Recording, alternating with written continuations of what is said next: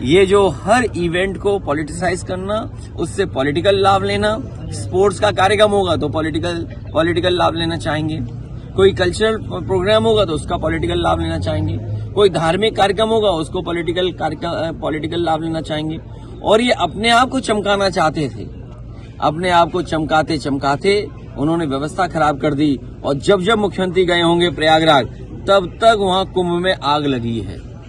अगर वो 10 बार गए तो 10 बार आग लगी, 12 बार गए तो 12 बार आग लगी।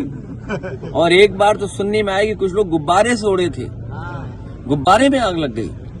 इतनी आग कभी कुंभ में नहीं लगी होगी जितनी इनकी सरकार में आग लगी है। लगता है ये कुंभ में ही आग लगा दी। अब कह रहे हैं कि 64 करोड़ लोगों ने स्नान कर लिया है। अब सरकार को ऐसे आंकड़े नहीं छिपाने चाहिए।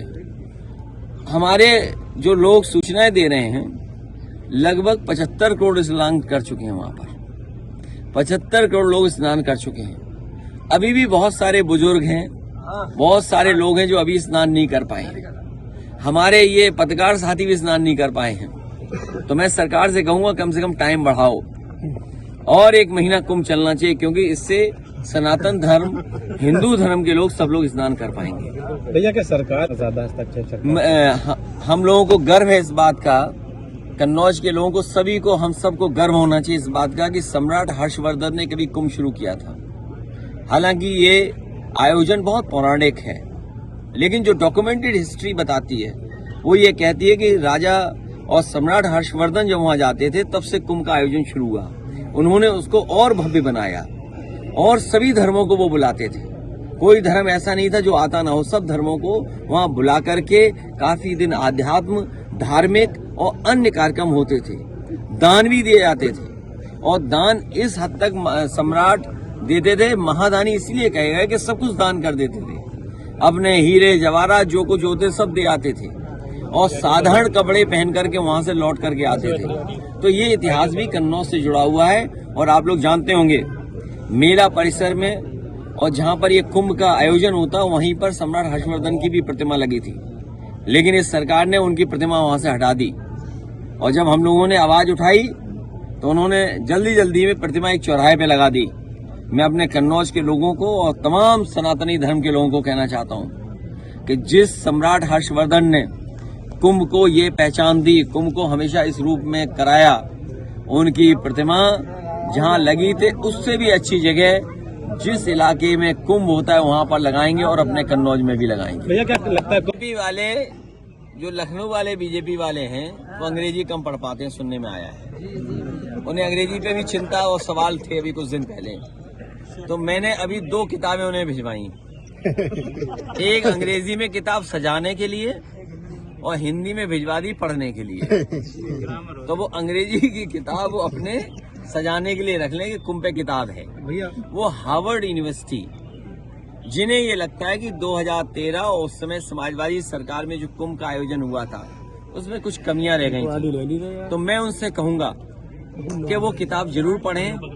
हार्वर्ड ने जो स्टडी की थी उसके बारे में जाने, कुंभ के इतिहास के बारे में जाने, कुंभ की परंपरा के बारे में जाने, कुंभ का आयोजन किन चीजों से होता है वो जाने, कुंभ में किस तरीके से अखाड़ाओं को किस तरीके से व्यवस्थित रखते हैं वो जाने।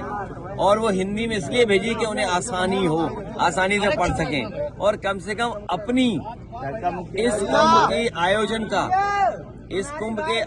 का भाई किसी यूनिवर्सिटी से स्टडी कराओगे। हमारी मैनेजमेंट की स्टडी थी, इनकी मिसमैनेजमेंट की स्टडी। ये गिद्ध को लेकर के गिद्ध कहना, मैं समझ नहीं पा रहा हूं गिद्ध किसको कह रहे हैं। सरकार गिद्ध है या सरकार में उन लोगों को जो तकलीफ परेशानी में अपने परिवार वालों को ढूंढ रहे थे। हमने आपने सोशल मीडिया में कई चैनलों में वो तस्वीरें देखी, वो वीडियो देखे कि एक बेटी अपने पिता को ढूंढ रही है, कोई अपनी मां को ढूंढने आया, एक भाई अपने भाई को ढूंढ रहा था, कई अपने परिवार के सदस्य जो खो गए उनको ढूंढने आए। कई दिनों भटकते रहे, उन्हें अपने परिवारों को कोई सुध नहीं मिली। वो पाया खोया केंद्र में भी गए, वहां भी कोई सूचना नहीं मिली उन्हें। तो क्या सरकार उनको गिद्ध कह रही है जो अपने परिवार के सदस्यों को ढूंढने आए? और फिर दूसरी बात, सुअर, ये सुअर किसको कह रहे हैं? हमने आपने किसी ने नहीं कहा कि गंगा साफ नहीं है। समय समय पर सरकार को जगाते रहे कि सरकार जाने की क्या कमियां हैं। अगर सबसे ज्यादा गंदगी की बात किसी ने कही तो सेंट्रल पॉल्यूशन बोर्ड ने कहा कि गंगा माँ का जो पानी है उसमें जो पैरामीटर्स हैं वो नहाने तक के नहीं है। आप नहा नहीं सकते, स्नान नहीं कर सकते हैं। ये सीपीडब्ल्यूडी ने कहा है। ये आपके स्टेट पॉल्यूशन बोर्ड ने क्या कहा, सवाल वो नहीं है। तो क्या आप दिल्ली के सेंट्रल पॉल्यूशन बोर्ड के जो लोग, जो एनजीटी से जुड़े लोग हैं, उनको आपने सुअर कहा? हो सकता है आपने सुअर इसलिए भी कहा हो कि मंत्री शायद पिछड़ी जात के हैं। वहां पर दिल्ली में जो पर्यावरण विभाग देखते हैं, वो सेंट्रल पॉल्यूशन बोर्ड देखते हैं, वो शायद मंत्री जी पिछड़ी जाति के हैं, इसलिए शायद सुअर कहा आपने उनको। और मुझे तो ये लगता है कि जो डबल इंजन की सरकार अपने आप को कहते थे, वो कहीं ऐसा तो नहीं लखनऊ वाले दिल्ली वाले को कह रहे हों, क्योंकि दिल्ली वाले सवाल उठा रहे हैं कि आपका पानी कैसा है, आपका इंतजाम कुछ नहीं था। और कह रहे थे 100 करोड़ लोग आएंगे, हम 100 करोड़ लोगों के इंतजाम करेंगे। और सोचिए कुछ करोड़ लोग आए और भगदड़ मच गई। और भगदड़ एक नहीं मची, भगदड़ 4 जगह 5 जगह, ये अभी क्लियर नहीं है। भगदड़ मची, लोगों की जान गई, सरकार छिपा